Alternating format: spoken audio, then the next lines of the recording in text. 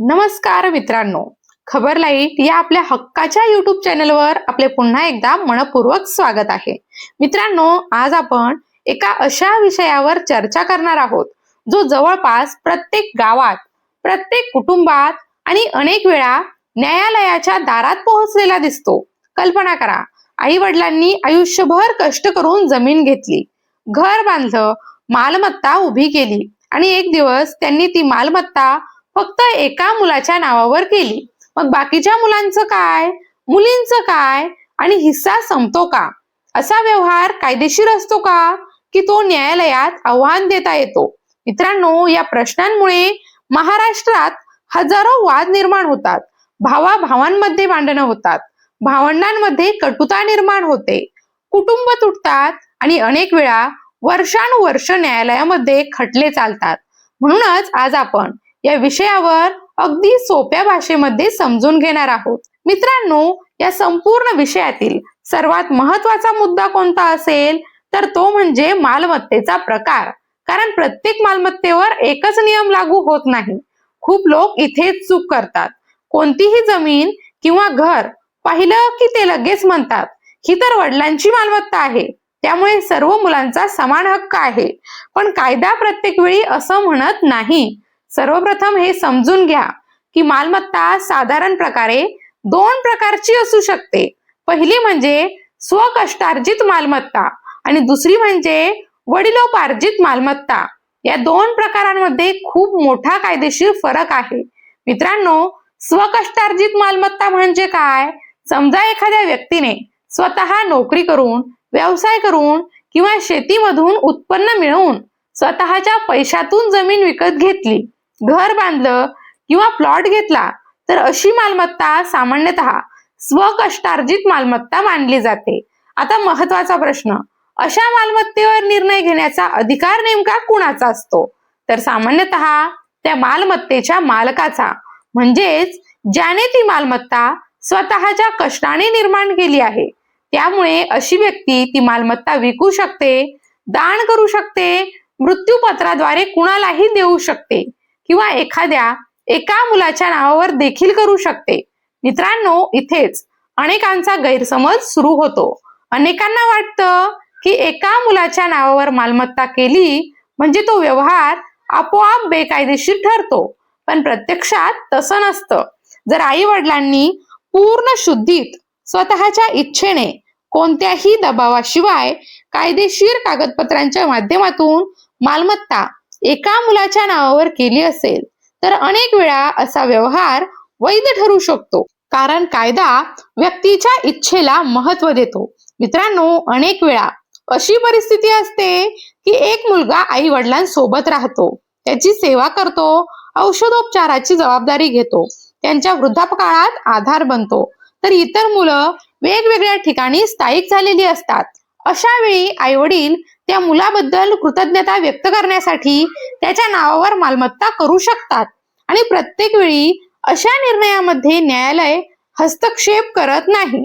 पण याचा अर्थ असा नाही की प्रत्येक व्यवहार योग्यच असतो, कारण इथे दुसरी बाजू देखील महत्वाची आहे.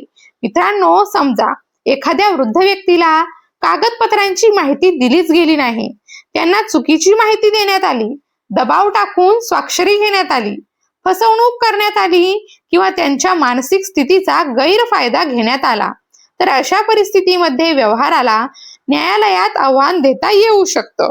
म्हणून केवळ कागदपत्र तयार झाली म्हणून प्रकरण संपत नाही. न्यायालय व्यवहारामागची संपूर्ण परिस्थिती तपासत असतं. मित्रांनो, आता पाहूया वडिलोपार्जित मालमत्तेचा विषय. हा भाग खूप महत्वाचा आहे, कारण इथे नियम बदलतात. वडिलोपार्जित मालमत्ता म्हणजे काय? पिढ्यानपिढ्या चालत आलेली मालमत्ता. उदाहरणार्थ, आजोबांकडून वडिलांकडे आलेली जमीन किंवा अनेक पिढ्यांपासून कुटुंबाकडे असलेली मालमत्ता. अशा मालमत्तेमध्ये इतर वारसांचे हक्क निर्माण होऊ शकतात. म्हणूनच अशा मालमत्तेबद्दल निर्णय घेताना विशेष काळजी घ्यावी लागते. जर वडिलोपार्जित मालमत्ता संपूर्णपणे एका मुलाच्या नावावर करण्याचा प्रयत्न झाला तर इतर वारस आक्षेप घेऊ शकतात आणि पुढे न्यायालयीन वाद निर्माण होऊ शकतो.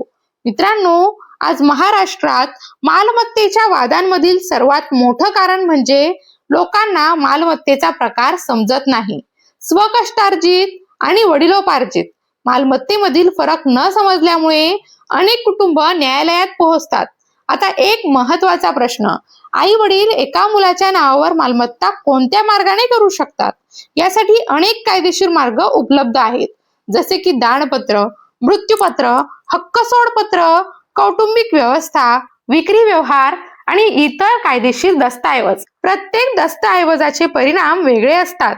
उदाहरणार्थ, दानपत्र केल्यास त्याचा परिणाम सामान्यतः लगेच होऊ शकतो, तर मृत्यूपत्राचा परिणाम मालकाच्या मृत्यूनंतर होतो. म्हणून कोणता मार्ग वापरला आहे हे देखील अत्यंत महत्वाचं ठरतं. मित्रांनो, आता आणखी एक महत्वाचा मुद्दा. अनेकांना वाटतं की वडिलांची मालमत्ता म्हणजे आपोआप मुलांची मालमत्ता, पण हे प्रत्येक वेळी खरं नसतं. विशेषतः स्वकष्टार्जित मालमत्तेच्या बाबतीत आई वडील जिवंत असताना प्रत्येक मुलाला तात्काळ हिस्सा मागण्याचा अधिकार असतोच असं नाही. हा मुद्दा अनेकांना माहीत नसतो. मित्रांनो, आजकाल आणखी एक गंभीर समस्या दिसून येते.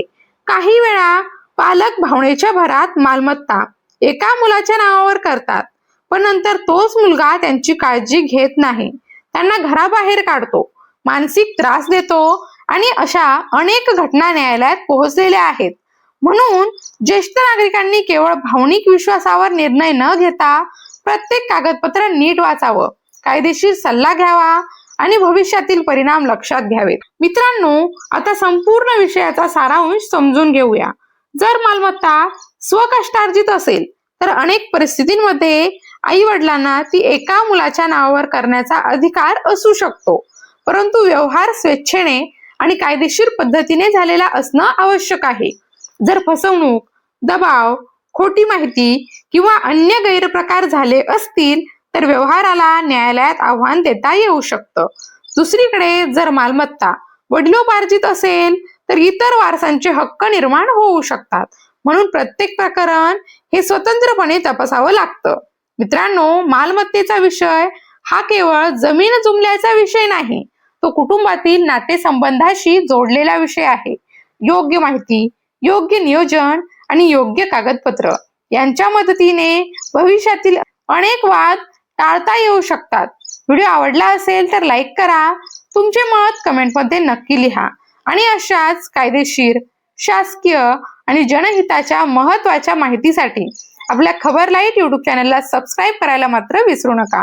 पुन्हा भेटूया एका महत्त्वाच्या विषयासह. तोपर्यंत काळजी घ्या. धन्यवाद.